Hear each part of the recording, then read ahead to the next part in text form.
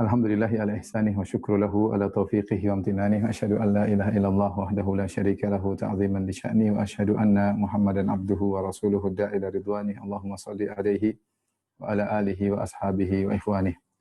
Ikhwan akhwat yang dirahmati Allah Subhanahu wa taala, para jamaah Majelis Ta'lim Denurs yang dirahmati oleh Allah Subhanahu wa taala. Kita lanjutkan pelajaran kita, ya, kajian rutin kita tentang kaidah-kaidah dalam Al-Qur'an yang berkaitan dengan kehidupan kita sehari-hari. Kita lanjut pada kaidah berikutnya, yaitu kaidah yang diambil dari firman Allah Subhanahu wa taala dalam surat Al-Isra ayat 59, "Wa ma nursilu bil ayati illa takhwifa." Dan tidaklah kami menampakkan ayat-ayat kami kecuali untuk memberi rasa takut pada manusia. Tidaklah kami mengirim ayat-ayat kami kecuali untuk memberi rasa takut kepada manusia, ya. Ayat ini diperselisihkan oleh para ulama tentang apa maksud ayat-ayat dalam Al-Quran ini yang menimbulkan rasa takut bagi manusia. Ada yang mengatakan maksudnya adalah mukjizat-mukjizat yang Allah berikan kepada para nabi sehingga menimbulkan ketakutan bagi umatnya, orang-orang yang menyelisihinya. Ada yang mengatakan maksudnya adalah bencana-bencana alam yang Allah timpakan kepada manusia, ya. Ini juga harusnya menimbulkan rasa takut kepada manusia. Demikian juga misalnya gejala-gejala alam seperti gerhana dan yang semisalnya yang harusnya menimbulkan rasa takut bagi manusia. Dan ada yang mengatakan bahwasanya yang dimaksud dengan tanda-tanda kekuasaan Allah adalah kematian yang tersebar dengan cepat, ya, disebabkan wabah atau yang lainnya. Intinya Allah Subhanahu wa taala, ya, memunculkan dalam alam semesta ini kejadian-kejadian yang luar biasa yang harusnya menjadi pelajaran bagi manusia, ya, agar mereka semakin takut kepada Allah Subhanahu wa taala. Dan ini di antara tafsiran mereka tadi saya sebutkan, tafsiran para ulama, di antaranya adalah wabah yang terjadi pada suatu masa di mana merenggut nyawa begitu banyak dalam waktu yang cepat. Ya. Demikian juga kejadian-kejadian alam seperti gempa bumi, kemudian tsunami atau yang lainnya. Ini semua adalah ayat-ayat yang Allah kirim, ya, agar kita menjadi semakin takut kepada Allah. Bahwasanya alam semesta ini ada yang mengatur dan dia berhak melakukan apa yang dia kehendaki, ya, sesuai dengan hikmah yang dilihat oleh Allah Subhanahu wa taala. Yang jadi masalah ketika Allah mengirim ayat-ayat yang menunjukkan akan keagungannya, sebagian orang malah semakin jauh dari Allah Subhanahu wa taala, tidak mengambil pelajaran dari kejadian-kejadian tersebut, ya.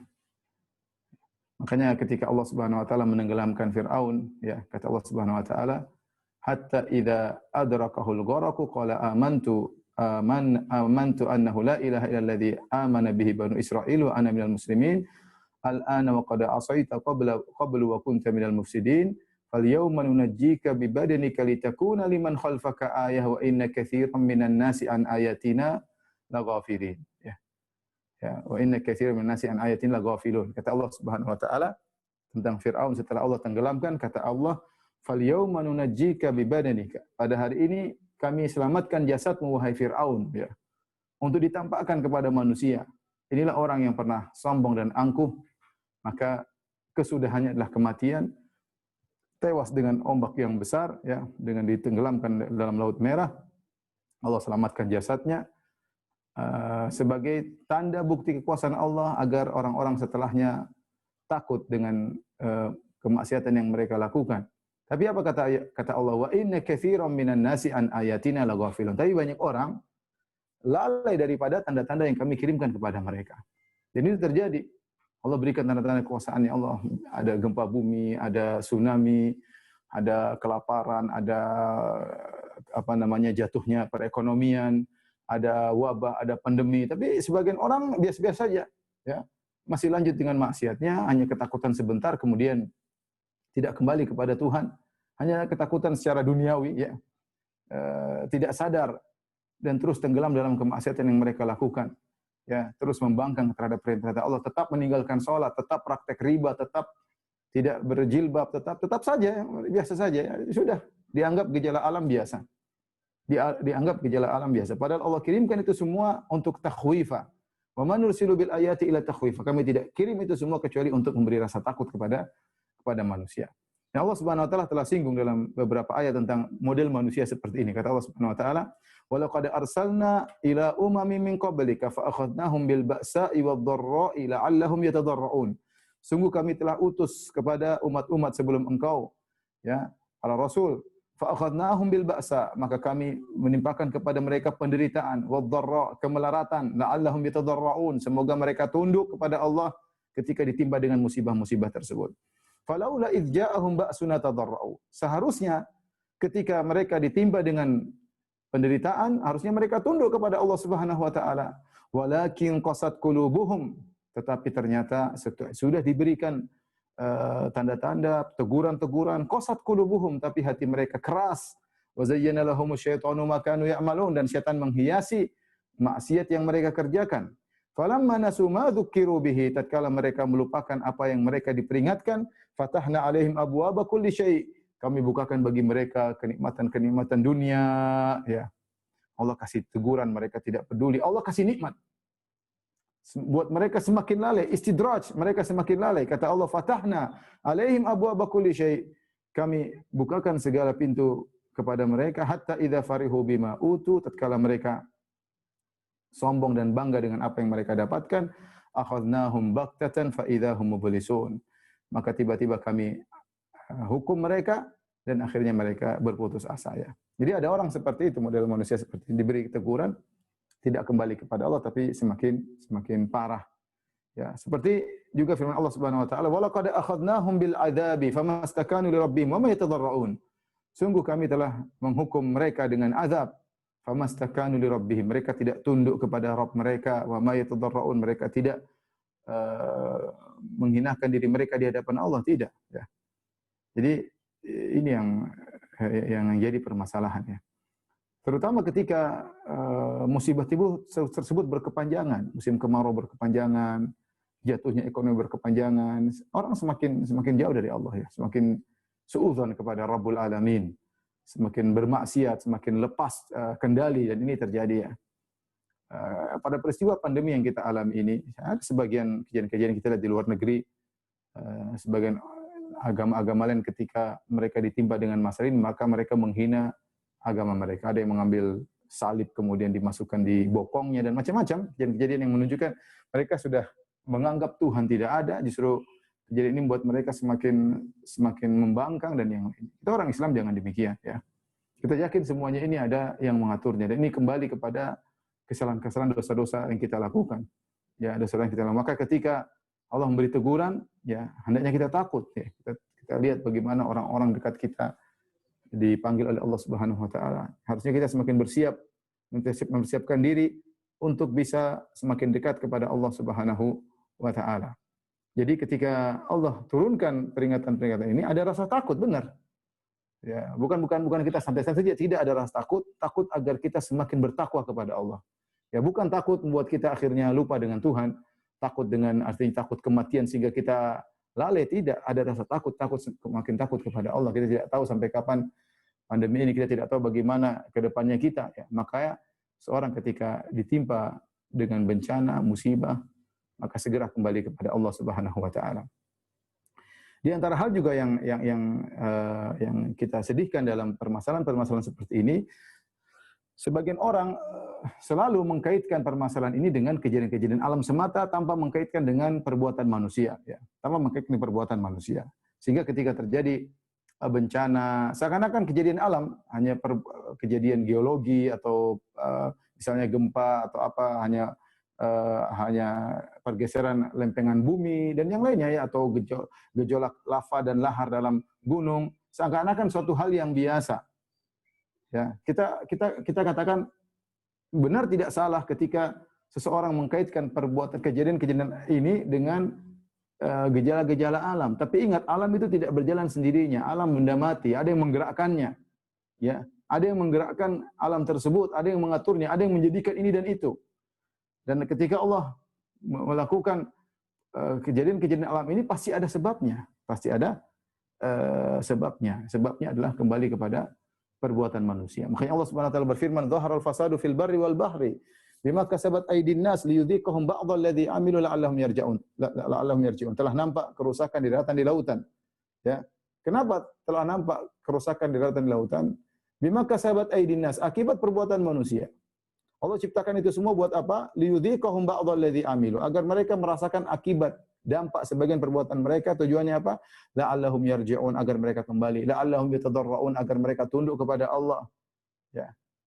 Ini yang harus kita ingatkan. Jadi ketika kita berhadapan dengan musibah apapun, benar kita jelaskan secara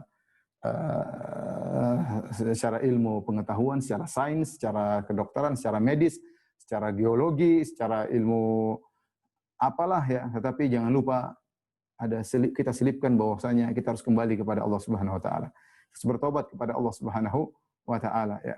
Karena tidak ada kejadian-kejadian kecuali diakibatkan secara total kesalahan-kesalahan manusia. Ya. Kalau dia mengatakan, "Ustaz, bagaimana negara-negara kafir mereka santai-santai bahkan mereka menjadi negara adidaya?" Kita bilang itu urusan Allah Subhanahu wa taala.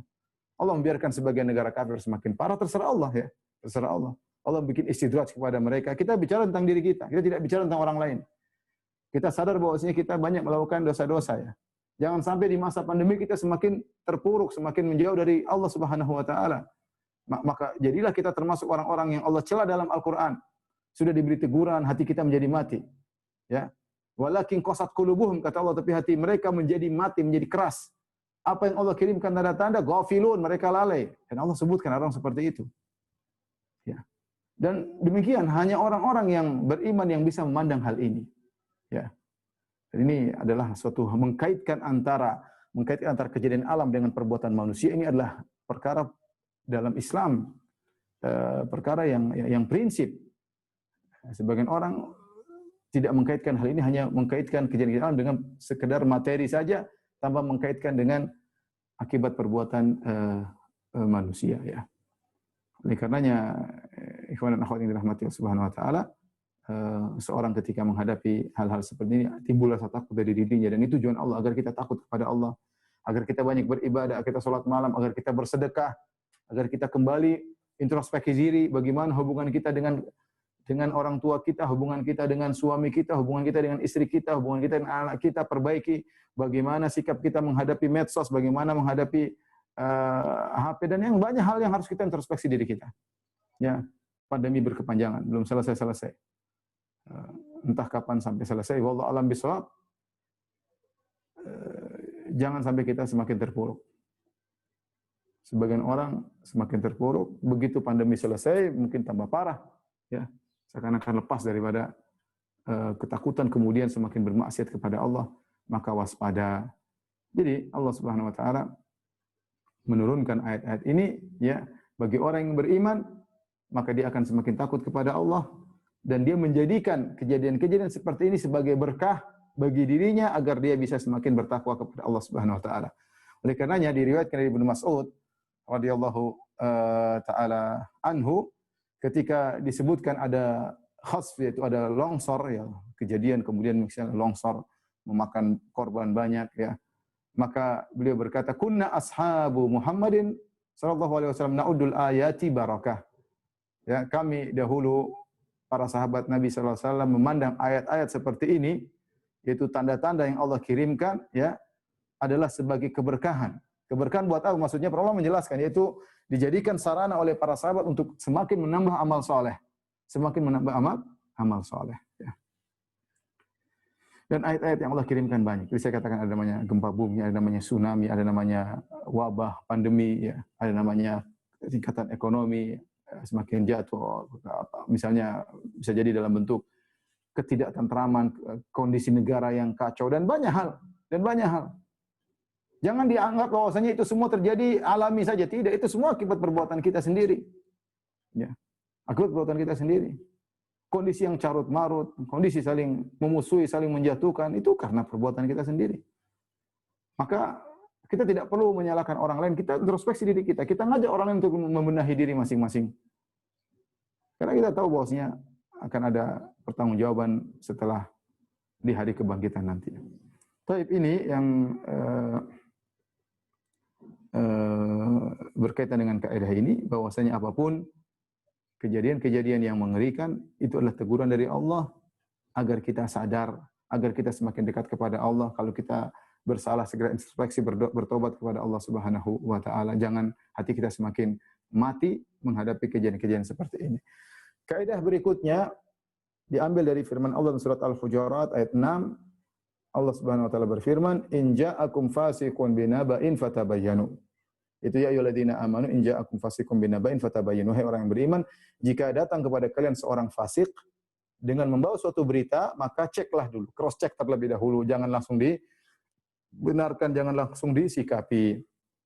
Ayat ini kejadiannya sebagaimana para ulama menyebutkan asbabun nuzulnya itu tentang kisah Banil Musthalib ya, Banil Musthalib ketika mereka masuk Islam, maka mereka membuat perjanjian dengan Nabi, kirimkan salah seorang petugas penarik zakat kepada kami, kami akan bayarkan zakat. Kami akan bayarkan zakat. Maka Nabi SAW mengirim seorang kalau tidak salah namanya Al-Walid bin Uqbah.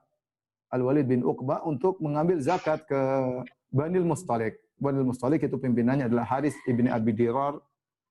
Al-Harith ibn Abi Dirar Al-Khuzai, itu bapaknya Juwairiyah. Al-Juwairiyah istri Nabi SAW.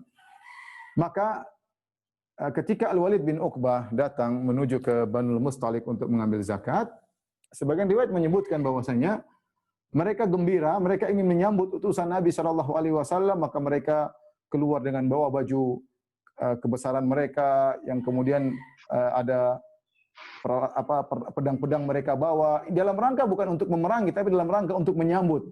Sebagaimana sampai sekarang tradisi sebagian orang Arab seperti itu. Kalau mereka ada acara walimah atau mereka membawa alat-alat perang, pedang-pedang kemudian untuk menunjukkan kegembiraan. Jadi intinya ketika Al-Walid bin Uqbah melihat kondisi seperti itu, dia pun balik. Dia tidak sampai ke kampung Banil Mustalik, kemudian dia balik lapor kepada Nabi SAW, ya Rasulullah, sungguhnya mereka tidak mau bayar zakat dan mereka ingin membunuhku. Mereka ingin membunuh. Maka Rasulullah SAW akhirnya suruh cek, Khalid bin Walid suruh cek, benar nggak seperti itu? Nabi tidak tahu ilmu gaib, Nabi suruh cek. Ternyata setelah dicek, ternyata tidak demikian. Ternyata ini orang-orang mengatakan kami tidak lihat utusan Nabi sama sekali. Kami sedang menunggu dia datang, dia tidak datang. Kami tidak ada niat untuk berperang sama sekali. Ya. Nah, maka turunlah firman Allah Subhanahu wa taala, ya ayyuhalladzina amanu in ja'akum fasiqun binaba'in fatabayyanu an tusibu qauman bijahalatin fatusbihu ala ma fa'altum nadimin. Wahai orang yang beriman, jika datang kabar dari orang yang fasik, cek dulu. Ya. Kenapa? Karena khawatir kalau kalian mengambil sikap langsung, ya, mengambil tindakan berdasarkan berita yang tidak jelas tersebut, maka akan menimpa suatu kaum perkara yang buruk dan kalian akan menyesal di kemudian hari. Ya. Fatusbihu ala ma fa'altum nadimin, kalian akan menyesal. Seandainya Nabi tidak cross check, kemudian Nabi menyerang Banil Mustalik, maka akan berapa banyak kaum muslimin akan terbunuh atau paling tidak akan terjadi pertumpahan darah di antara mereka, antara sahabat dengan mereka. Tetapi alhamdulillah dicek dulu. Ternyata tidak demikian, dan ini adalah faedah yang sangat penting bagi kita dalam menjalani kehidupan kita sehari-hari, terutama kita bermuamalah dengan medsos, berita-berita hoax yang tersebar. Dan ini bukan sekedar masalah politik saja yang kita gunakan kaidah ini dalam kehidupan sehari-hari. Antara hubungan kita dengan istri kita, dengan anak-anak kita, kalau ada kabar kita cek dulu, ya. Jadi kata Allah fatabayyanu. Dalam qiraah yang lain fatathabbatu. Disuruh tatsabbut, disuruh tabayyun. Apa maknanya tatsabbut dan tabayyun? Ada yang mengatakan maknanya sama, ada yang mengatakan maksudnya tatsabbut pertama kau cek dulu beritanya benar atau tidak. Cek beritanya benar atau tidak. Namanya tatsabbut. Kalau beritanya benar, yang kedua tabayyun. Apa maksud berita tersebut? Cek dulu. Bukan berarti berita benar, kemudian kita salah memahami berita tersebut. Tidak sesuai dengan kenyataannya. Contoh, maksud saya gini, contoh. Ada seorang, kita lihat di depan rumah, ada yang lapor kita. Ustadz, si Fulan, bulan puasa, bulan Ramadan, dia makan di depan rumahnya. Saya lihat Ustadz, wah, kita cek benar ternyata beritanya. Dia mungkin foto, dia mungkin sesuatu yang orang makan. Dia benar, berarti tasabut. Kita sudah tasabut, beritanya benar. Baik, ada tahap kedua yang harus kita cek lagi, tabayyun. Yaitu apa maksud dari kenapa dia makan di luar. Kita cek, oh ternyata setelah dicek, ternyata dia Ternyata dia tidak puasa karena dia baru pulang dari safar. Meskipun bulan Ramadan. Ternyata dia pulang dari safar dan dia tidak berpuasa, dia makan di luar. Ya. Oleh karenanya dua hal perlu kita cek, tasabut dan tabayun. Bisa jadi berita itu datang benar, tetapi tafsirannya tidak sesuai dengan kenyataannya. Tafsirannya tidak sesuai dengan kenyataannya. Ya, maka ini harus kita perhatikan. Kita bermuamalah dengan anak buah kita, bermuamalah dengan bos kita, bermuamalah dengan istri kita, bermuamalah dengan suami kita, bermuamalah dengan berita-berita yang berkaitan dengan politik, dengan yang berkaitan dengan mengancam keamanan negara, maka waspada. Maka waspada. Ingat ayat ini, ya ayyuhalladzina amanu in ja'akum fasiqun binaba'in fatabayyanu. Kalau datang suatu berita maka cross check terlebih dahulu. Sekarang saya tanya sama para pemirsa, para jamaah Majelis Ta'lim dan Nurs, ya, coba kita renungkan. Sekarang kita ini berhadapan dengan banyak sekali berita di media. Silih berganti tiada henti-hentinya. Apa kita bisa cek? Mungkin tasabut mungkin. Tasabut aja belum tentu benar, ada berita begini. Itu pun belum tentu benar. Berita begini, ada terjadi begini. Kenapa? Karena yang berikan berita, kita nggak tahu yang tulis berita ini siapa. Reporter tuh orangnya sikoh atau tidak, terpercaya atau tidak, tambah-tambahin atau dikurang-kurangin. Atau berita pesanan, kita nggak tahu. Kita nggak tahu. Saya misalnya seorang ustadz disuruh menganalisa suatu kejadian, saya tidak bisa menganalisa. Karena kalau saya menganalisa, saya harus punya sumber berita yang saya pastikan kebenarannya, dan itu saya tidak punya. Mau kantor berita manapun, saya tidak bisa memastikan benar atau tidak. Apakah mereka semua sikoh? Saya nggak kenal mereka. Yang kedua, saya harus cek juga bagaimana, kenapa terjadi demikian. Itu butuh penelitian, butuh satgas tertentu untuk bisa mengecek itu semua. Maka ketika itu bukan bidang saya tidak bisa menjalankan fatabayyanu, mending saya diam. Mending saya diam. Daripada saya membela sesuatu, ikut berkomentar yang akhirnya menimbulkan suatu mudarat yang lebih besar, yang kata Allah, antusibu qauman bijahalah fatusbihu ala ma fa'altum nadimin. Akhirnya menimpa kemudaratan kepada suatu kaum karena kebodohan kalian. Kemudian fatusbihu ala ma fa'altum nadimin, kemudian kalian akan menyesal atas komentar kalian, atas provokasi kalian. Oleh karenanya, ikhwan dan akhwat yang dirahmati Allah Subhanahu wa taala, di zaman-zaman yang penuh fitnah, yang kita tidak tahu kejelasan suatu berita benar atau tidak, maka di antaranya jalan keselamatan adalah kita tidak ikut campur. Ini saya bicara silam. Kalau Anda punya bukti, Anda sudah cross check, silakan Anda ikut serta menurut Anda baik. Tapi kalau Anda tidak punya alat untuk mengetahui benar atau tidak, ya. Kemudian Anda tidak tahu bagaimana kejadian yang sungguhnya, kalaupun benar, ya, tidak bisa tasabut, tidak bisa tabayun, maka apa kata Allah? Wala taqfu ma laisa laka bihi ilm. Jangan kau ikuti apa yang tidak kau punya ilmu tentangnya. Inna sam'a wal basara wal fuada kullu ulaika kana anhu mas'ula. Sungguhnya penglihatan, pendengaran dan hati akan diminta pertanggungjawaban oleh Allah Subhanahu wa taala pada hari kiamat kelak. Lebih selamat. Oleh karena di musim-musim fitnah, Nabi SAW mengatakan bahwasanya orang yang al-qa'idu fiha khairun minal qa'im, yang duduk di masa fitnah itu lebih baik daripada yang berdiri. Artinya dia semakin menjauh dari fitnah-fitnah tersebut, tidak ikut campur, tidak ikut gubris. Lebih baik daripada yang berdiri. Wal qa'imu fiha khairun minal mashi, yang berdiri masih lebih baik daripada yang berjalan menuju fitnah tersebut. Wal mashi khairun minas sa'i, dan orang yang berjalan lebih baik daripada yang berlari menuju fitnah tersebut. Ya, artinya Rasulullah SAW menyuruh kita untuk menjauhi hal-hal yang kita tidak punya kejelasan. Ada orang-orang yang berkompeten yang mengurus, silakan. Karena ikhwan dan akhwat, setiap apa yang kita komentari, kita diminta pertanggungjawaban. Setiap apa yang kita provokasikan akan diminta pertanggungjawaban. Ya, ini sebagai bahan renungan ikhwan dan akhwat. Kita ini kejadian banyak kejadian. Pertama, sumber berita kita nggak tahu benar atau tidak. Jelas, ini reporternya orang taat atau bukan, sikoh atau fasik, kita nggak tahu. Baik, kalau sudah benar kejadiannya begitu. Orang zaman seperti ini pandai bersilat lidah, pandai membalikan fakta, banyak hal ya, banyak hal. Dan waliyadzubillah, mengerikan kalau kita mau merenungkan hal tersebut. Makanya, ya sudahlah, kalau kita nggak punya ilmu, tidak punya sumber berita yang bisa matang, yang bisa kita pastikan, kita tahu bagaimana kondisi yang sungguhnya, mending kita diam, biarkan orang-orang yang memang berkompeten dalam hal itu untuk mengurus. Kalau yang mereka punya sumber berita yang valid, mereka punya kejadian, silakan. Kalau Anda tidak punya alat untuk mengetahui hal ini, tasabbut dan tabayyun, maka diamlah. Ya, min husni islamil mar'i tarkuhu ma la ya'ni. Di antara keelokan Islam seorang meninggalkan yang bukan urusannya. Anda tidak mampu menilai, enggak usah menilai ya. Enggak usah menilai ya. Ini ayat ini sangat dibutuhkan oleh kita dalam kehidupan kita sehari-hari dalam hal men-share berita, menerima berita, membenarkan berita, apalagi untuk urusan seperti ini banyak sekali hoax ya. Demikian juga dalam masalah agama, seorang hati-hati. Banyak sekali hadis-hadis palsu yang disandarkan kepada Nabi Shallallahu Alaihi Wasallam masuk ke HP kita, jangan langsung share. Kita cek dulu ini hadis benar atau tidak. Jangan-jangan hadis palsu, dan betapa banyak hadis palsu Nabi dikorbankan untuk disebarkan hadis-hadis palsu dari Nabi, ternyata hoax tidak benar dari Nabi Shallallahu Alaihi Wasallam. Kalau ternyata hadisnya benar, cek pas nggak kita sebarkan saat ini, jangan sampai disalahpahami sehingga semakin menyulut api fitnah. Menggunakan dalil-dalil agama ternyata untuk kepentingan politik misalnya, hati-hati. Ya. Kalau kita cek semua pas ya, lihat maslahat dan mudarat. Semua itu seorang muslim melakukan sesuatu bukan hanya sekedar dia datang dia share, kopas dan enggak. Semua ada perhitungannya. Kenapa kita berperhitungan? Karena kita akan diperhitungkan oleh Allah Subhanahu wa taala. Kenapa kita perhitungan dalam berbicara? Kenapa kita berperhitungan dalam komentar? Karena komentar kita, pembicaraan kita akan diminta pertanggungan oleh Allah Subhanahu wa taala. Bisa jadi satu kata yang kita ucapkan menyulut api fitnah, menimbulkan kematian, menimbulkan saling menjatuhkan di antara kaum muslimin. Ya.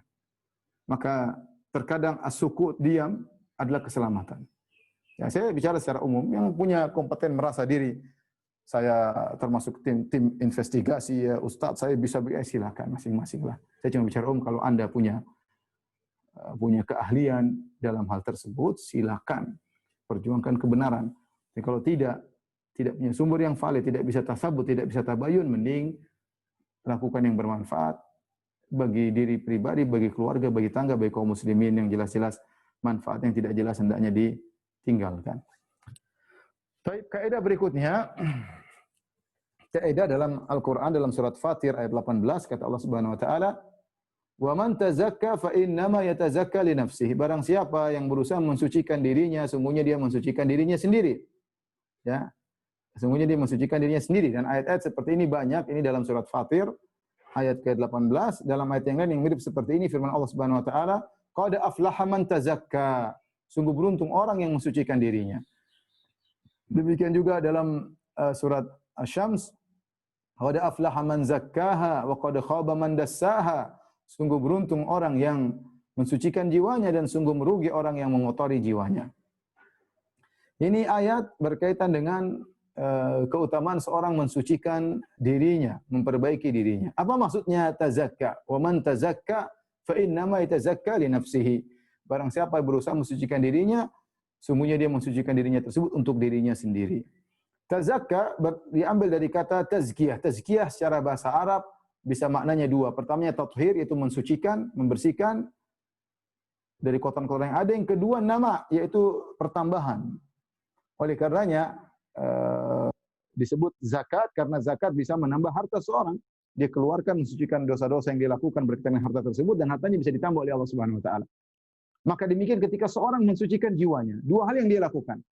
Pertama, dia melakukan tazkiyah dari sisi makna, dia bersihkan penyakit-penyakit hatinya. Dia cek apakah dia riya, apakah dia ujub, apakah dia suudzon, apakah dia dengki, dia periksa. Dan dia berusaha bersihkan. Karena orang yang seperti ini orang yang sangat beruntung. Qad aflaha man tazakka, man zakka. Sungguh beruntung orang yang mensucikan jiwanya. Dia berusaha, ini perlu perjuangan. Mensucikan jiwa perlu perjuangan, karena tahapan yang pertama kita harus men-scan dulu jiwa kita, apa sih penyakit-penyakit yang dalam jiwa kita, dan pasti ada penyakit dalam jiwa kita. Siapa sih kita? Kita manusia yang penuh dengan dosa. Ya, cek, adakah hasad dalam jiwa kita? Adakah suudzon? Tidak usah jauh-jauh suudzon sama suami, suudzon sama istri, tidak usah jauh-jauh. Hasad sama terkadang kepada keluarga, terkadang kepada kakek, terkadang kepada kakak, adik, kepada tetangga, masih ada penyakit enggak? Terkadang hasad sama teman pengajian, terkadang hasad sama majelis taklim yang lain, terkadang hasad sama ustadz yang lain. Masih kita cek dulu, jangan kita merasa diri kita bersih. Scan baik-baik. Saya ada hasad enggak? Saya ada dengki enggak? Saya ada suudzon enggak? Ya. Riya belum kita cek hati kita riya atau tidak, ikhlas atau ujub, macam-macam. Kita berusaha bersihkan diri. Ini perlu perjuangan. Ya, kalau membersihkan badan gampang, tinggal mandi, ya sudah selesai. Apalagi ibu-ibu kalau depan cermin bersihkan wajahnya gampang. Dibersihkan, kemudian dihiasi, selesai. Ya, kalau hati butuh perjuangan. Butuh mengenal dalam mengidentifikasikan penyakit yang ada dalam hati kita, scan. Setelah itu kita berusaha memperbaiki satu demi satu penyakit-penyakit hati kita. Ini itu perlu perjuangan seumur hidup. Ya. Tapi orang yang berusaha mensucikan jiwanya, maka dia beruntung. Kenapa dia beruntung, ikhwan dan akhwat yang dirahmati Allah Subhanahu wa taala? Kalau ternyata jiwanya sudah suci, maka outputnya akan baik. Ya. Akan baik perkataannya, akan bahagia kehidupannya, bagaimana muamalah terhadap istrinya, bagaimana muamalah terhadap suaminya, bagaimana sikapnya terhadap orang tuanya, ya, bagaimana semangat dia beribadah, semua kembali kepada jiwanya tersebut. Tapi kalau ternyata, makanya Allah mengatakan fa inna ma yatazakka li nafsi, kalau dia mensucikan jiwanya untuk dirinya, yang untung bukan Allah. Allah tidak butuh dengan keimanan kita semua. Ini kembali kepada diri kita. Wa may yashkur fa inna ma yashkuru li nafsi. Barang siapa yang bersyukur untuk dirinya sendiri. In ahsantum ahsantum li anfusikum. Kalau kalian berbuat baik adalah untuk diri kalian sendiri. Tapi maksud saya, ini perlu perjuangan. Ikhwan dan akhwat, perlu perjuangan. Ibu-ibu juga perlu perjuangan, ya. Jangan setiap hari kemudian melihat berita ini, berita anu, kemudian medsos, lihat macam-macam dunia yang hanya mengotori hati kita. Ya, kita ada waktunya kita seperti itu, ada sering waktunya kita perbaiki diri kita. Berusaha mencucikan diri kita dengan ikut pengajian, dengan baca Al-Quran, dengan perenungan-perenungan tentang keagungan Allah, tentang penyakit-penyakit hati kita. Ini semua perlu kita sengajakan. Makanya, qad aflaha man zakkaha. Sungguh beruntung orang yang mensucikan. Jadi ada berusaha untuk mensucikan jiwanya. Ya.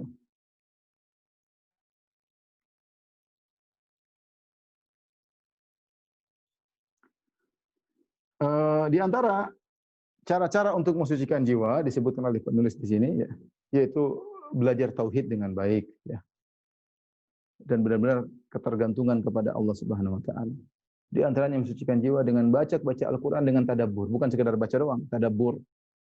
Kita baca terjemahannya, kita baca tafsirnya dengan tadabbur. Kemudian secara umum di antaranya dengan banyak berzikir kepada Allah, ini mensucikan jiwa kita. Ya, setan semakin jauh dari orang yang sering mengingat Allah Subhanahu Wa Taala. Kemudian berusaha menjaga sholat 5 waktu dan jangan lupa sholat malam meskipun sedikit.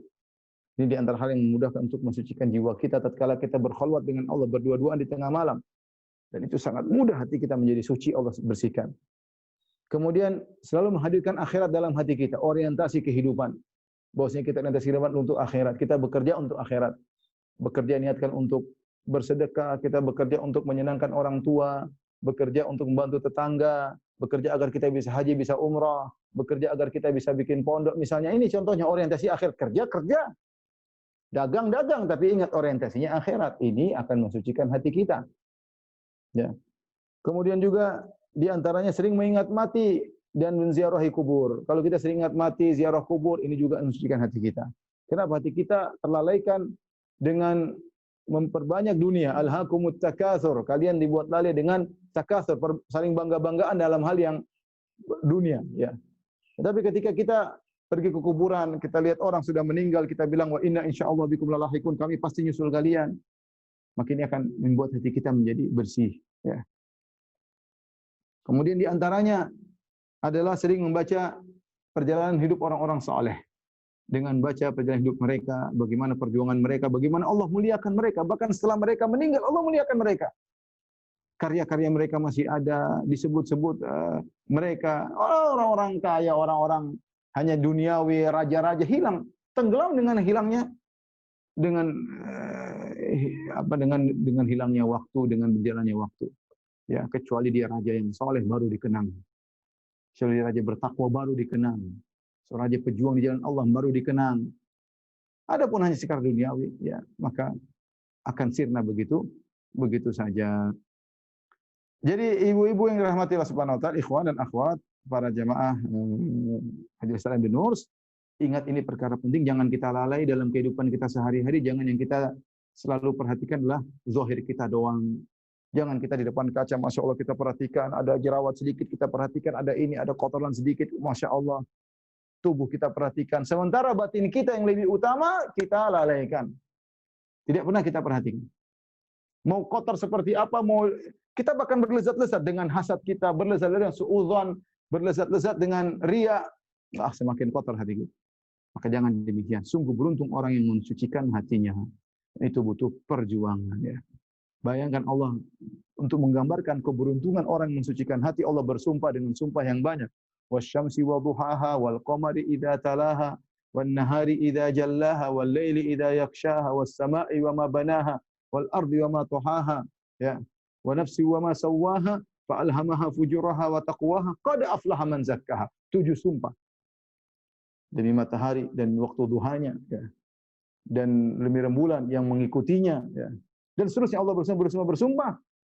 Kemudian Allah mengatakan qad aflaha man zakkaha. Sungguh beruntung orang yang mensucikan jiwanya. Ya di antara doa yang sering Nabi baca, Allahumma ati nufusana taqwaha wa zakkiha anta khairu man zakka anta waliyyu maulaha.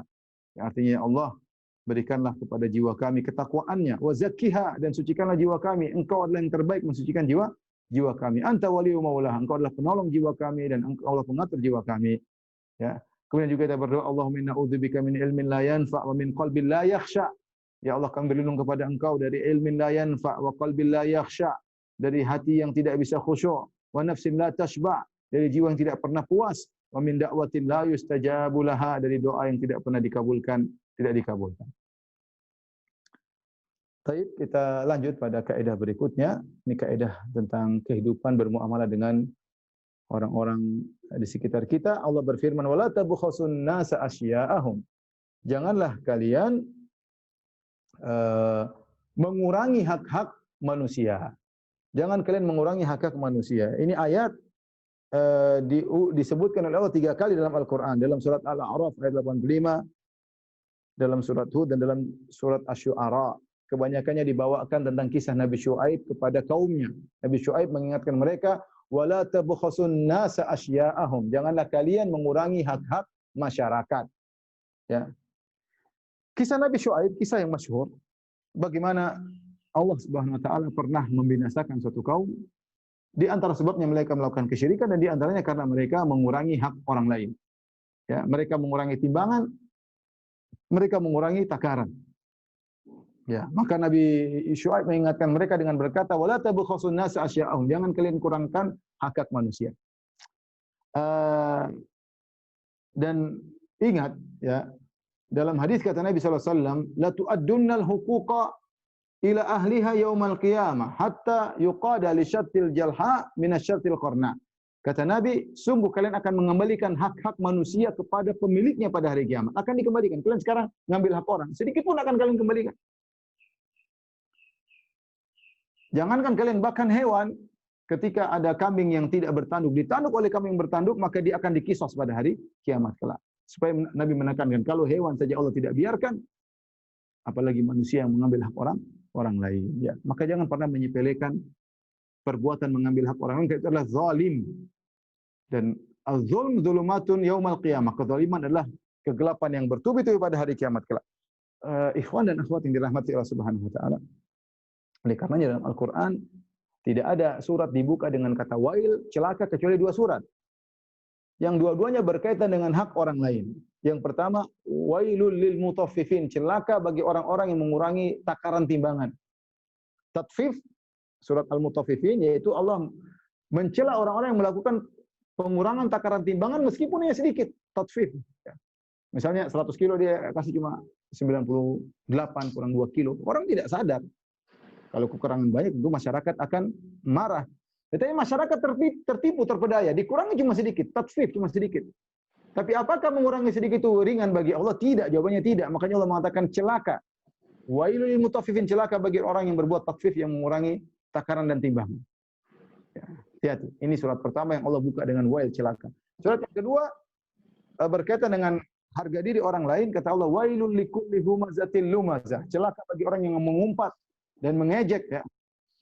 Kenapa dia menjatuhkan harga diri orang lain? Maka jangan kita ganggu hak harta orang, jangan-jangan kita ganggu harga diri orang lain. Nabi SAW ketika haji wada, Nabi SAW mengatakan, ya, inna dima'akum wa amwalakum wa a'radakum haramun ka hurmati yaumikum hadha fi syahrikum hadha fi baladikum hadha. Kata Nabi SAW, sungguhnya darah-darah kalian haram, tidak boleh ditumpahkan. Dan sungguhnya harta kalian haram, tidak boleh diambil.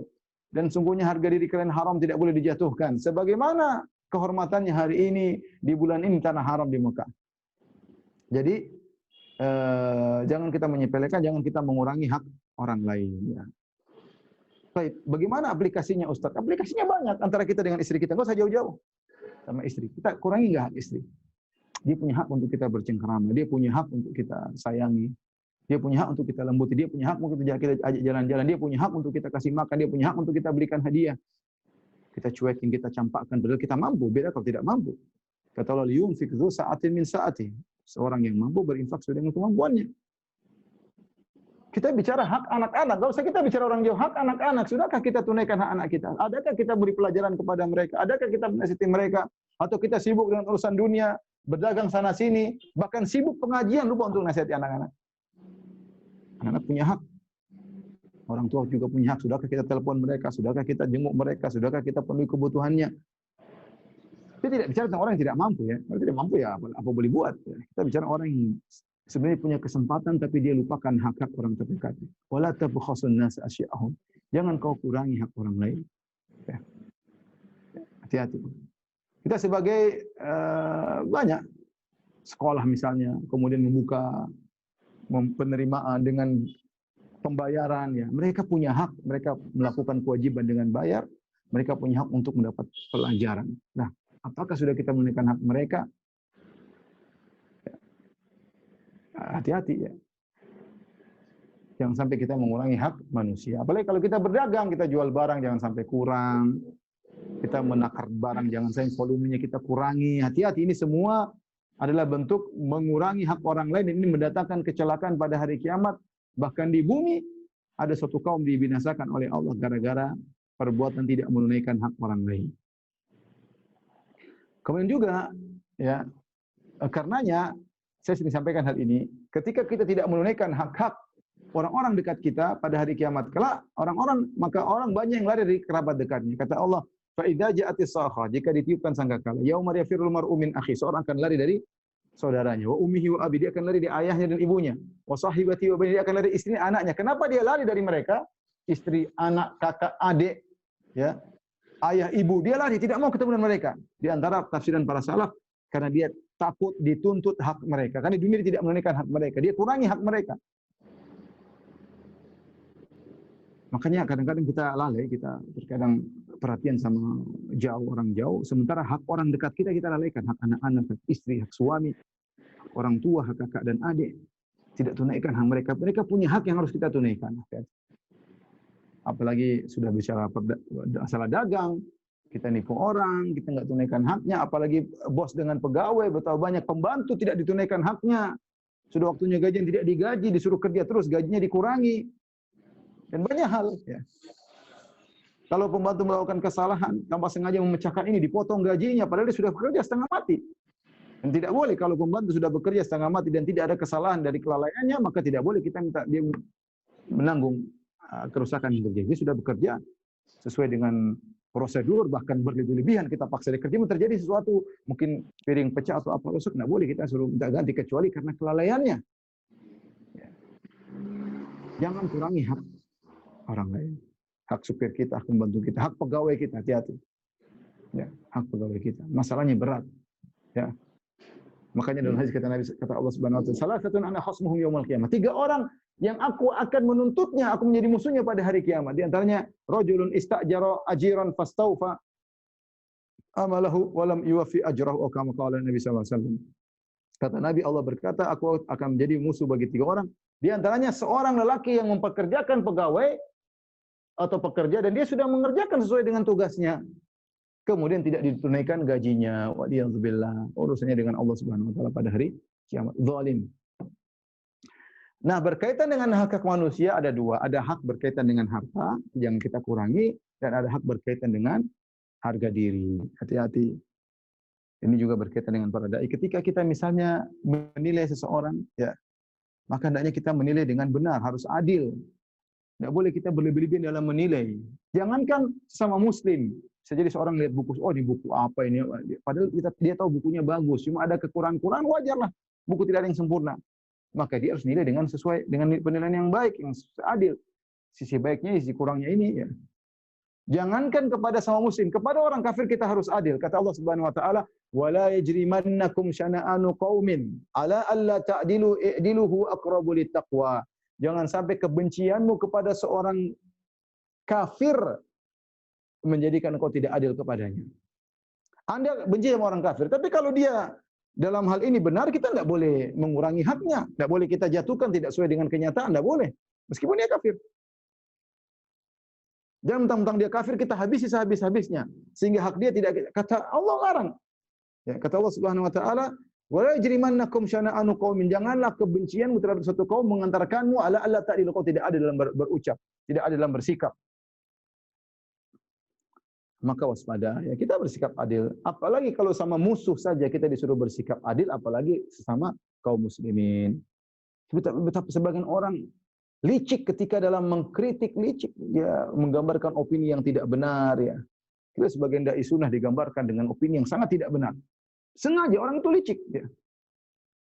Ketika menggambarkan tentang dai sunnah ini suka mengkafirkan, suka begini, wah ngeri dia.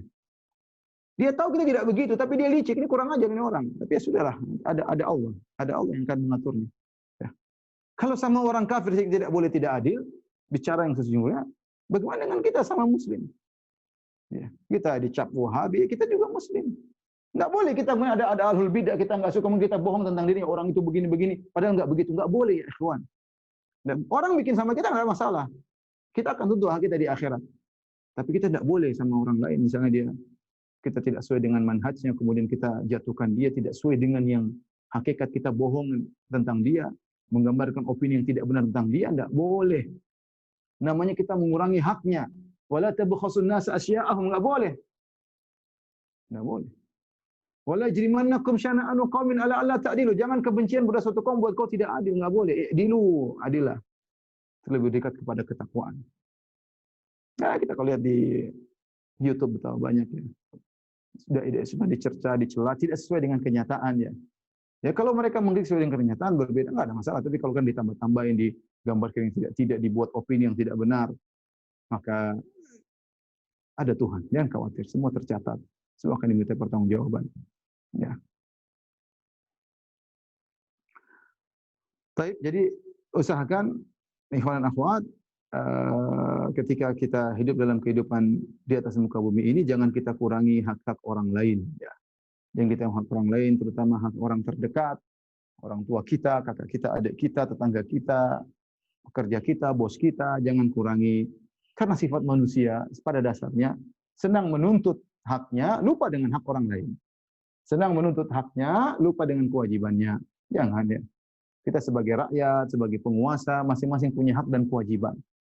Ya, jangan hanya sekedar pandai menuntut hak, lupa dengan kewajiban. Kewajiban penguasa terhadap rakyat dikerjakan, kewajiban rakyat terhadap penguasa harus dikerjakan. Kewajiban bos terhadap pegawai dikerjakan, kewajiban pegawai terhadap bos ditunaikan. Baik, kita lanjutkan kaidah berikutnya. Kaidah di mana diambil dari surat At-Talaq ayat 3, Allah Subhanahu wa taala berfirman, "Wa may yatawakkal 'alallahi fahuwa hasbuh." Barang siapa bertawakal kepada Allah, maka cukuplah Allah baginya. Ini kaidah yang sangat agung, ikhwan dan akhwat yang dirahmati Allah Subhanahu wa taala, para jamaah majelis taklim dan nurs yang dirahmati Allah Subhanahu wa taala. Bagaimana seorang berusaha bertawakal kepada Allah dalam segala kondisi. Selalu menggantungkan hatinya kepada Allah Subhanahu wa taala. Jangan biarkan dirinya berlepas dari ketergantungan kepada Allah dalam sekejap apapun. Nabi berdoa, "Ya Hayyu ya Qayyum bi rahmatika astaghits fa aslih li sya'ni kullah wa la takil nafsi tarfata ain." Ya Hayyu ya Qayyum, ya Allah, ya Hayyu ya Qayyum, bi rahmatika astaghits, aku mohon dengan rahmat-Mu, fa aslih li sya'ni kullah. Perbaikilah segala urusanku, luruskanlah segala urusanku. Segala urusan aku dengan istriku, aku dengan suamiku, aku dengan anak-anakku, urusanku banyak. Urusanku dengan ustadku, urusanku dengan murid-muridku, urusanku dengan pegawaiku, urusanku dengan bosku, dengan tetanggaku, urusanku banyak. Urusanku dengan Rabb, dengan Allah Subhanahu wa taala, ibadahku banyak sekali urusan kita. Ya Allah, luruskanlah segala urusanku. Seluruhnya, wala takilna nafsi tarafat. Jangan kau biarkan diriku bersandar kepada diriku sendiri. Jangan kita pede dengan diri kita. Jangan, kita bersandar kepada Allah. Kita pede kalau Allah di belakang kita. Kalau enggak, jangan kita sandarkan segala kepada diri kita. Berarti kita enggak tawakal. Tawakal itu perkara yang menakjubkan, ikhwan. Dalam segala hal tawakal. Makanya orang-orang yang masuk surga tanpa azab dan hisab, apa kata Nabi SAW? Wa ala rabbihim yatawakkalun. Mereka orang yang bertawakal kepada Allah Subhanahu wa taala. Nah, kita ini kurang tawakalnya. Tawakal dalam hal tertentu aja. Ya. Sebagian orang mau ini baru tawakal. Mau melamar baru tawakal. Mau nikah lagi baru tawakal. Padahal urusan tawakal banyak. Ya. Tawakal banyak. Kita beribadah butuh tawakal, kita keluar rumah butuh tawakal, kita baca Quran butuh tawakal, kita umrah butuh tawakal. Fa'buduhu wa tawakkal alaih. Kata Allah, beribadahlah dan bertawakal, sehingga namanya ibadah butuh tawakal. Ya. Salat butuh tawakal, wa tawakkal 'alal hayyil ladzi la yamut alladzi yaraka hina taqum. Wa taqallubaka fis sajidin. Bertawakallah engkau kepada zat yang maha hidup dan tidak akan mati, yang melihat engkau tatkala engkau berdiri salat. Salat juga butuh tawakal. Ini tawakal nih, karena barang siapa yang bertawakal kepada Allah, maka cukuplah Allah baginya. Allah akan mengurusi urusannya. Baik, ayat ini turun dalam surat At-Talaq berkaitan dengan masalah perceraian. Ya. Yang ketika orang bercerai, dia sedang menghadapi permasalahan yang sangat berat. Saya rasa di antara permasalahan hidup yang sangat berat ketika terjadi perceraian. Bagaimana seorang laki yang sudah hidup rumah tangga dengan seorang wanita bertahun-tahun, bahkan mungkin sudah punya anak 2, 3, 4, 5, sampai 7 dan seterusnya. Kemudian terjadi perceraian. Urusannya berat. Dendam, marah, bercampur aduk, ya, kesedihan, kejengkelan, bercampur aduk. Makanya ayat ini turun pada kondisi yang sangat berat pada manusia, itu ketika dia sedang menceraikan atau sedang dicerai. Hendaknya dia bertawakal.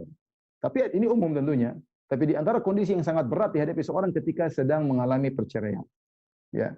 Allah Subhanahu wa taala berfirman tentang masalah perceraian, ya. Kata Allah, fa idza balagna ajalahunna famsikuhunna bima'rufin. Allah mengatakan dari awal ayat, ya ayuhan nabi idza talaqtumun nisaa fatalliquhunna liiddatihinna wa ahsul iddah wattaqullaha rabbakum la tukhrijuhunna min buyutihinna wa la yakhrujna illa yatina bi fahishatin mubayyinah. Kalau kalian menceraikan istri kalian, maka ceraikan pada waktu yang tepat. Jangan sembarang cerai, tapi tunggu dia suci dan belum kalian gauli baru ceraikan. Kemudian kalau kalian sudah menceraikan, jangan keluarkan mereka di rumah mereka, dan mereka juga tidak boleh keluar dari mereka. Jangan marah-marah suruh pulang sana, pulang, enggak boleh. Kalau talak 1, talak 2 tidak boleh, tetap mereka tinggal di rumah suami, ya. Kemudian kata Allah, fa idza balagna ajalahunna famsikuna bima'rufin aw fariquhunna bima'ruf. Kalau ternyata masa iddahnya sudah mau selesai, 2 kalian lakukan. Kalau mau kembali meneruskan pernikahan, maka dengan cara yang baik. Kalau mau cerai, dengan cara yang baik, kata Allah. Aw fariquhunna bima'ruf, dengan cara yang baik. Kemudian datangkan wa asyidu dawi adli minkum, datangkan 2 saksi ketika kau ingin kembali. Wa aqimu syahadata lillah, tegakkanlah syahadah persaksian Allah. Dzalikum yu'adzu bihi man kana yu'minu billahi wal yawmil akhir. Inilah nasihat dari Allah kepada orang yang beriman kepada Allah dan hari akhirat. Wa may yattaqillaha yaj'al lahu makhraja. Barang siapa bertakwa kepada Allah, Allah pasti berikan solusi baginya. Wa yarzuqhu min haitsu la yahtasib. Allah akan berikan dia rezeki dari yang tidak dia sangka-sangka. Wa may yatawakkal 'ala Allahi fa huwa hasbuh. Siapa yang bertawakal kepada Allah, cukup Allah baginya. Nah, orang ketika melakukan perceraian, terkadang dia tidak bertawakal, ya. Dia bersandar kepada urusan duniawi. Harusnya dia bertawakal, tawakal dalam menceraikan, tawakal ketika dicerai. Kalau kita bertawakal, apakah kita sebagai dalam posisi menceraikan atau sebagai wanita yang diceraikan, Allah akan kasih keluar. Kenapa perceraian banyak tidak menimbulkan solusi? Karena kita tidak bertawakal. Suami nyerainya ngawur dengan cara tidak baik, dendam, berteriak-teriak, ngawur, berkelahi, baru cerai. Padahal Allah mengatakan au fariquhunna bima'ruf, ceraikan dengan cara yang baik. Istri juga ketika diceraikan juga ngawur, kemudian sana bongkar-bongkar aib suami, pokoknya macam-macam lah. Akhirnya perceraian menimbulkan kehancuran. Istri jadi janda terkatung-katung, entah gimana, suami entah apa, mungkin kacau, ya, dan itu banyak terjadi. Kenapa? Ketika dia melakukan perceraian, dia tidak bertawakal. Bukan karena Allah Subhanahu wa taala. Padahal seorang bertawakal dalam urusan cerai penting, ya, penting. Agar ada solusi, agar ada jalan keluar, dan agar Allah berada di belakangmu, ya. Allah akan menolongmu kalau kau bertawakal dalam kondisi yang sangat sulit, yaitu menceraikan. Intinya, ikhwan dan akhwat yang dirahmati Allah Subhanahu wa taala, meskipun ayat ini berkaitan dengan masalah perceraian, tetapi intinya ya kita harus bertawakal, ya, dalam segala hal, ya. Ini hanya sekedar contoh dalam Al-Qur'an, bertawakal dalam masalah perceraian, tapi dalam segala hal yang lain Allah contohkan dan Nabi sebutkan kita harus bertawakal dalam segala hal. Tentunya namanya tawakal itu kita sertakan dengan ikhtiar. Kita ikhtiar sambil menyerahkan hati kita kepada Allah Subhanahu wa taala. Ada perkataan yang indah, ya, dari Fairuz Abadi dalam kitabnya Basair Zawit Tamyiz. Dia menyebutkan dari Al-Imam Al-Baghawi dalam kitabnya Basair Zawit Tamyiz, ya. Dia sebutkan tentang hal-hal yang kita perlu tawakal, banyak sekali, ada beberapa poin. Saya akan bacakan secara singkat poin-poin tersebut agar menjadi pelajaran bagi kita. Karena orang kadang tawakal ketika tadi urusan dunia, mau kerja baru tawakal. Padahal tawakal arealnya luas, ya, banyak dalam banyak hal.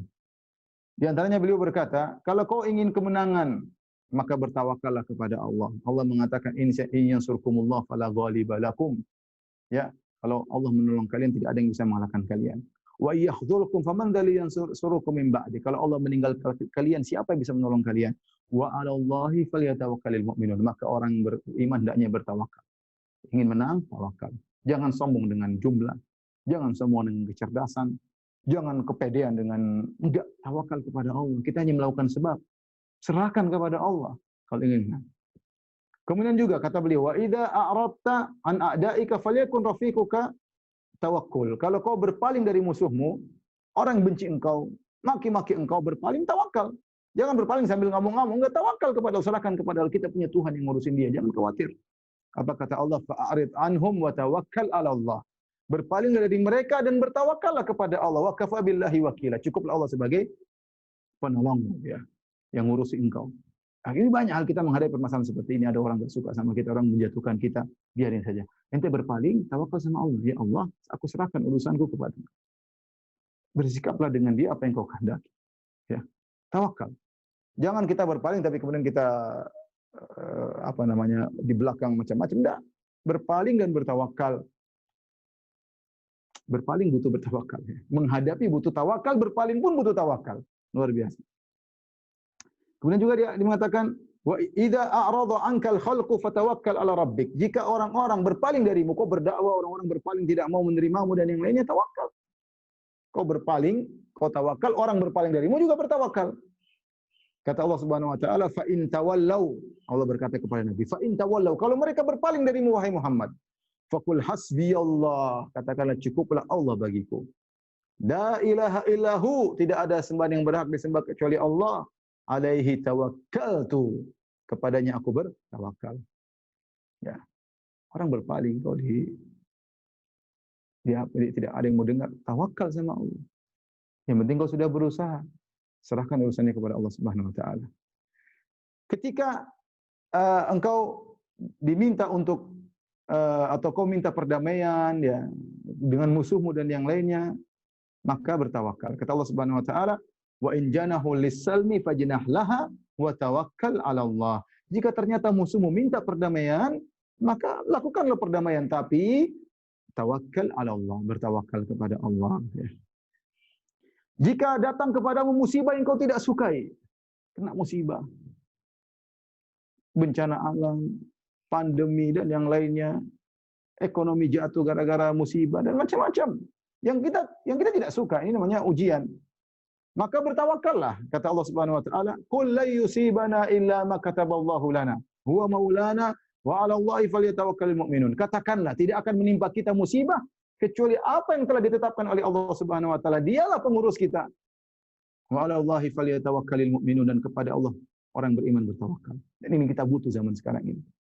Ya, sebagian kita subhanallah dengan pandemi ekonomi jatuh, ya, terpuruk, terlilit utang dan macam sudah bertawakal.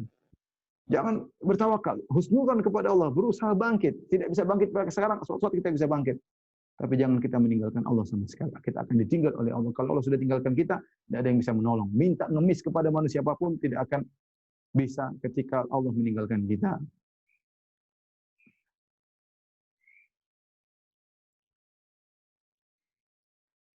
Demikian juga dalam beribadah. Kita suruh bertawakal, fa'buduhu wa tawakkal alaih. Ya, beribadahlah dan bertawakal kepada Allah. Umrah kita tawakal, haji kita bertawakal, salat kita bertawakal, baca Quran kita bertawakal. Ya. Semua kita serahkan kepada Allah Subhanahu wa taala.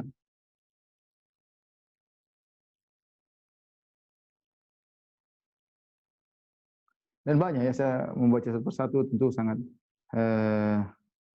sangat banyak, tapi di antara hal yang mungkin bisa saya sampaikan di antaranya beliau berkata, wa in syi'ta an tanala mahabbatallahi fanzil awwalan fi maqami tawakkul. Kalau kau ingin meraih kecintaan Allah kepadamu, maka pertama kali kau harus singgah di tempat tawakal.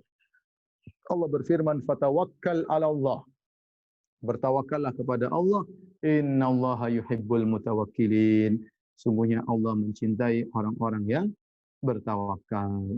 Ini ikhwan, kondisi yang kita hadapi dalam kehidupan sehari-hari membutuhkan kita untuk senantiasa bertawakal kepada Allah Subhanahu wa taala. Dialah penguasa segala sesuatu. Jika menghendaki tinggal berkata kun fayakun. Jika Allah telah menolong kita maka tidak ada yang bisa mengalahkan kita. Tapi jika Allah meninggalkan kita, maka siapa lagi yang mau menolong kita?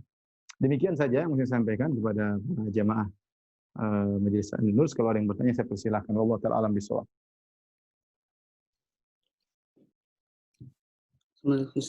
Assalamualaikum. Salam. Ada beberapa pertanyaan. Apa hukum gaji TKW yang bekerja di luar negeri? Ibu saya seorang TKW asisten rumah tangga di Malaysia tanpa mahram. Dan data paspor beliau juga umur diganti lebih muda oleh agensi untuk memenuhi nafkah keluarga termasuk saya. Saya ingin menggunakan uang nafkah tersebut untuk modal usaha. Apa boleh, Ustadz? Kita tahu bahwasanya tidak boleh bersafar ke luar negeri tanpa mahram bagi wanita kecuali darurat. Ya. Tidak boleh berbohong dengan mengurangi umur, berbohong. Intinya itu kesalahan-kesalahan. Tapi kalau kita lihat dari sisi lain, ya mungkin ibu tidak ngerti hukumnya dan bagaimana dia berjuang sampai kerja begitu jauh untuk menafkahi keluarga. Ya ini sebenarnya suatu pengorbanan yang harusnya tidak boleh dia lakukan. Harusnya suaminya yang melakukan. Tapi kita tahu kondisi di Indonesia tidak semudah yang kita bayangkan. Siapa sih ingin tinggal di luar negeri menjadi pembantu? Siapa sih yang senang dengan kerjaan seperti itu? Dibentak-bentak sama majikan, disuruh sana, disuruh sini, jauh dari keluarga. Tapi ya gimana ya kondisi ya. Kalau kita antum tanya apakah hukumnya salah semua, dia pergi safar tanpa mahram salah. Kemudian dia berbohong dengan mengurangi salah, tapi semoga Allah mengampuni. Adapun hasil kerja dia, maka hasil kerjanya halal ya. Terlepas dari kebohongan yang dia lakukan atau haram yang dia lakukan, tapi kerja sebagai pembantu dapat gaji, itu adalah pekerjaan yang halal. Sebagaimana pembantu di mana-mana ya.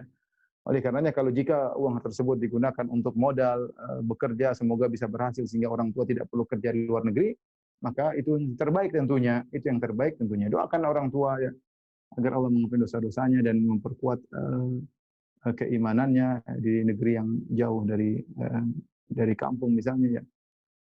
Semoga Allah mudahkan segala urusan. Allah alam bisawab. Bagaimana cara memberitahu orang tua atau ibu yang sering membaca berita yang akhirnya malah membuat beliau emosi sendiri dan mengumpat? Bilang aja min husni Islam tarkuhu ma la ya'ni, di antara keindahan Islam seorang meninggalkan yang bukan urusannya. Nah, ibu kalau sering nonton gitu juga nggak bisa mengolah data, nggak bisa menganalisa. Datanya belum tentu benar. Kalaupun benar, ibu nggak bisa, paling marah-marah apa manfaatnya? Marah-marah yang diomelin anaknya, suaminya, bentak-bentak. Seandainya omelan tersebut sampai kepada pihak yang dimaksud, bagus belum agar bisa jadi bahan renungan. Tapi kan tidak sampai, hanya buang-buang waktu yang tidak bermanfaat. Maka kita bilang, Bu, kalaupun bermanfaat, masih ada yang lebih bermanfaat. Bermanfaat urusan anak-anak, baca Al-Quran, ikut pengajian. Ya boleh ibu nonton sesekali, jangan terus-terusan. Karena itu tidak ada henti-hentinya, berita seperti itu akan berlanjut, berseri, ujungnya semerawut seperti ini ya, kita nggak tahu ujungnya kayak gimana. Tahu-tahu kong kali kong di belakang kita nggak tahu, sudahlah.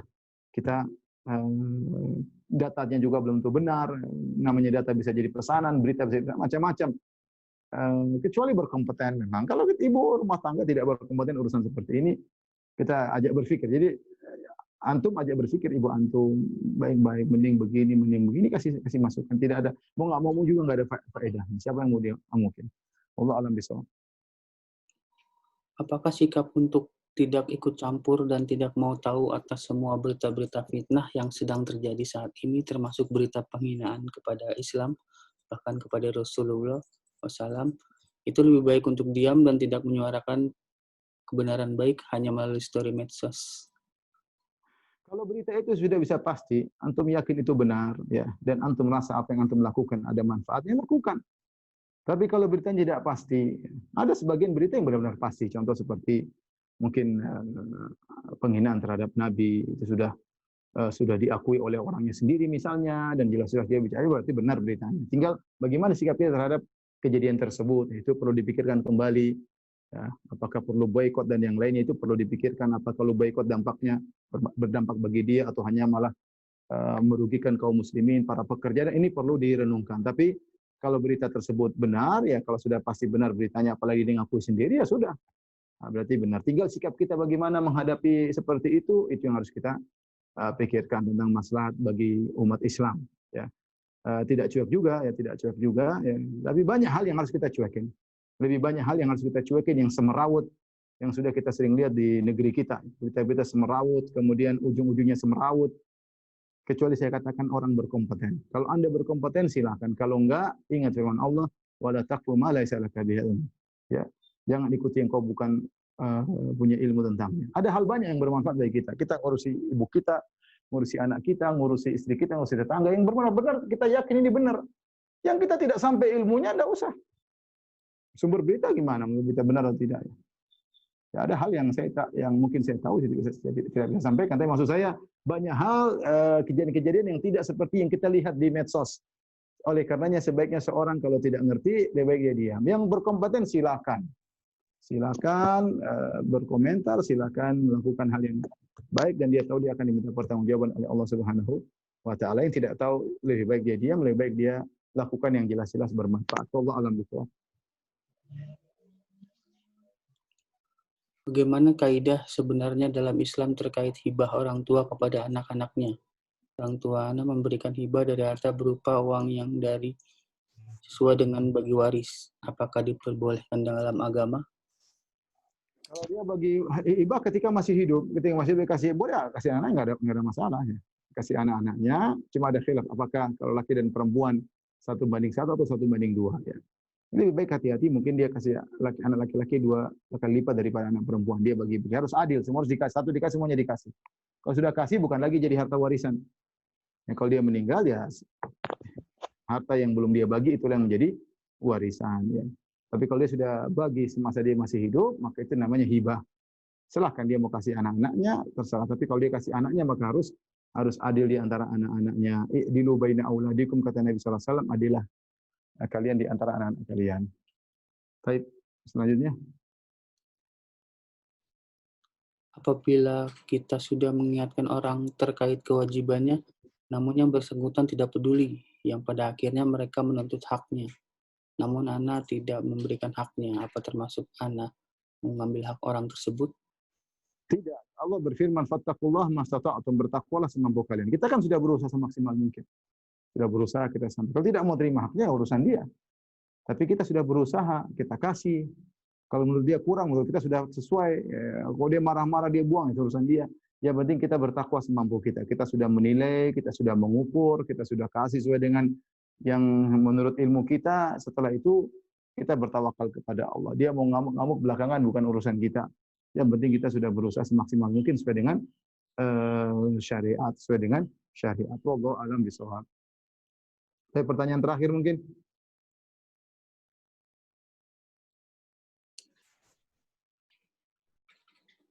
Ibu saya minta harta gono gini kepada bapak saya yang padahal selama berumah tangga dengan bapak sebelum menikah ibu tidak membawa harta apa-apa. Ibu menganggap harta yang dimiliki selama berumah tangga dengan bapak dulu adalah harta yang wajib dibagi setelah berpisah. Bagaimana hukumnya ini, Ustaz?